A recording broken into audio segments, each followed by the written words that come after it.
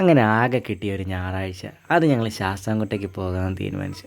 അങ്ങനെ രാവിലെ തന്നെ ഒരു 10:30 ട്രെയിനുണ്ട്, മധുരയ്ക്ക് പോകുന്നത് തോന്നുന്നു. ആ ട്രെയിന് എന്തായാലും ടിക്കറ്റൊക്കെ കിട്ടി. നേരെ ട്രെയിൻ കയറി. എല്ലാവരും സീറ്റൊക്കെ കിട്ടി, വലിയ കുഴപ്പമൊന്നുമില്ലായിരുന്നു. പിള്ളേരാണെങ്കിൽ ആമികയാണെങ്കിൽ കിടന്ന് അവസ്ഥയിൽ അനങ്ങാതിരിക്കുന്നു, ചെറുതാണെങ്കിൽ ഓരോ പ്രശ്നങ്ങൾ ഉണ്ടാക്കിക്കൊണ്ടേയിരിക്കുന്നു. ഇതെല്ലാം കണ്ട് ഞങ്ങളിങ്ങനെ ചിരിച്ച് അങ്ങനെ പെട്ടെന്ന് തന്നെ നമ്മുടെ ശാസ്താംകോട്ട സ്റ്റേഷൻ എത്തി. അപ്പോഴത്തേക്കും വേറൊന്നും നോക്കിയില്ല, നേരെ സ്റ്റേഷൻ എത്തിയപ്പോൾ തന്നെ ഞങ്ങളെല്ലാവരും ചാടി ഇറങ്ങി. ആണെങ്കിൽ അങ്ങ് നടന്നു പോകണമല്ലോ, മറ്റേ വലിയ സ്റ്റേഷനല്ല, ചെറിയ സ്റ്റേഷനാണ്.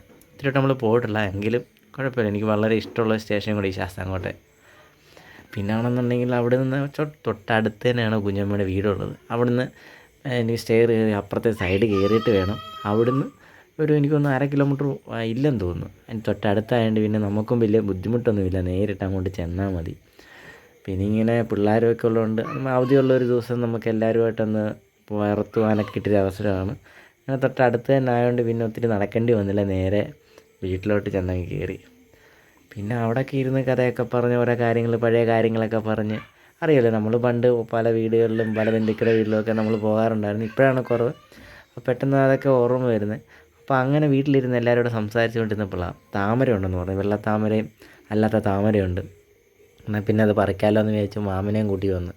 മാമൻ നേരെ ചാടി കണ്ടത്തിലൊക്കെ ചാടി ഇറങ്ങി നടുക്ക് പോയി ഞങ്ങൾക്ക് അതിൻ്റെ കിഴങ്ങും അതിൻ്റെ തണ്ടും എല്ലാം പറിച്ചുകൊണ്ട് വന്നു. പിന്നെ ഞങ്ങളത് കിട്ടാൻ വേണ്ടി അവിടെ വെയിറ്റ് ചെയ്ത് ഇങ്ങനെ നിൽക്കും എല്ലാവരും കൂടെ. ഇനിയിപ്പം എന്തായാലും ഇവിടം വരെ വന്നിട്ട് ഇതുകൂടെ കിട്ടിയിട്ടിപ്പം മാമൻ തന്നെ ഇതുമൊക്കെ ആയിട്ട് വരുന്നുണ്ട്. അതിൻ്റെ കുറേ വിത്ത് കിഴങ്ങാന്ന് തോന്നി പറയുന്നത്, താമരയുടെ എല്ലാം എടുത്ത് പറിച്ച് കൊണ്ടുവന്നു. പിന്നെ അതൊക്കെ എല്ലാം കെട്ടി കവറിനകത്ത് കെട്ടി പെയ്യെ ഞങ്ങളെല്ലാവരും കൂടെ നൈസായിട്ട് ഇങ്ങനെ പോവുക. സത്യം പറഞ്ഞാൽ എല്ലാവരും ഒത്തുകൂടുമ്പോൾ ഒരു രസം തന്നെയാണ് കേട്ടോ. പിന്നെ വേണ്ട, ചെറുതാണെങ്കിൽ കിടന്നങ്ങ് ബഹളം കൂടെ. പിന്നെ ഞങ്ങൾ അവിടെ നിന്ന് അതും കഴിഞ്ഞ് നേരെ തൊട്ടടുത്ത് ചെറിയൊരു ഇത് പോകുന്നുണ്ട്, അരുവി പോകുന്നുണ്ട് ബണ്ടിൻ്റെ താഴെ കൂടെ.